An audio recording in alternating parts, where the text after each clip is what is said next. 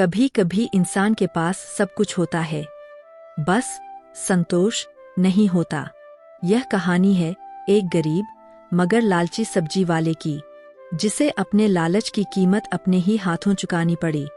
गांव के बाजार में एक सब्जी बेचने वाला था, नाम था कालू।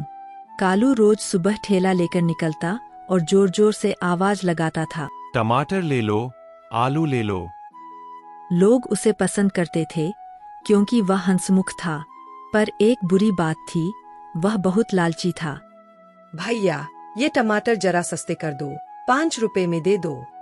नहीं जी, 8 रुपए से कम नहीं, वरना मैं घाटे में चला जाऊंगा। पर दूसरे वाले तो 5 में दे रहे हैं। तो उन्हीं से ले लो, मेरी सब्जियां सबसे अच्छी है। शाम का समय कालू और उसका दोस्त पप्पू बात कर रहे हैं। भाई, थोड़ा संतोष रख। ईमानदारी से काम करेगा तो भगवान साथ देगा।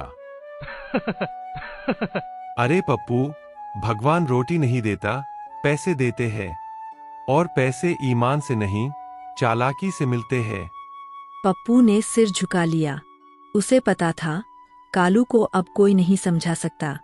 अगले दिन बादल घिरते हुए बाजार में अफरातफरी। एक दिन कालू को मंडी में बहुत सस्ते दाम पर सड़ी हुई सब्जियां मिल गईं। उसने सोचा, अरे धोकर बेच दूंगा, कौन देखेगा।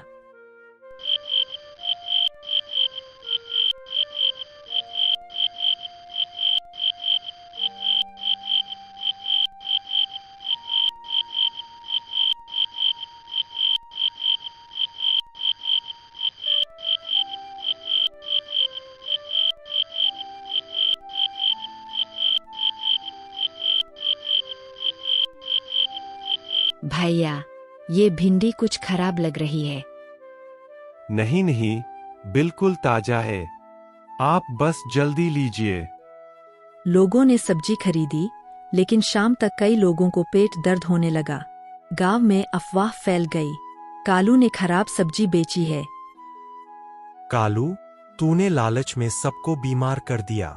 अब कोई तुझसे सब्जी नहीं खरीदेगा। मुझसे गलती हो गई चाचा, मैंने लालच में आंखें बंद कर लीं।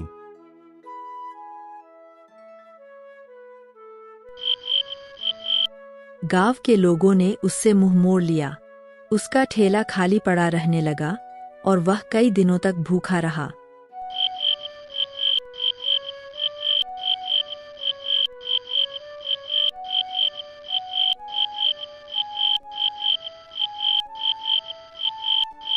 अगले सप्ताह कालू मंदिर में बैठा है, उदास।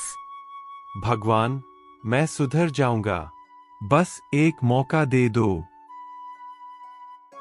अगले दिन कालू ने तय किया कि अब वह ईमानदारी से काम करेगा।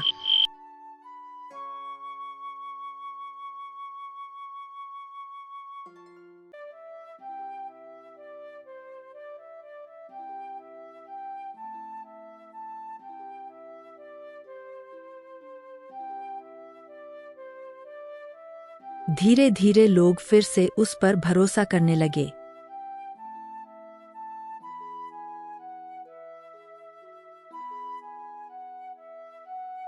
उसने ताजी सब्जियां बेचीं और ग्राहकों से मुस्कुराकर बात की।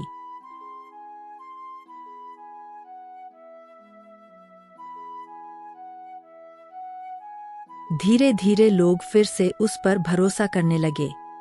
सुबह का बाजार, लोग कालू से खुशी खुशी सब्जी खरीद रहे हैं। अब तो कालू भैया बहुत ईमानदार हो गए हैं। अब समझ गया हूं, बहनों, लालच का स्वाद कड़वा होता है और ईमानदारी का फल मीठा। लालच से जेब भरती है, पर इज्जत खाली हो जाती है। सच्ची दौलत वो है जो मेहनत और ईमानदारी से मिले।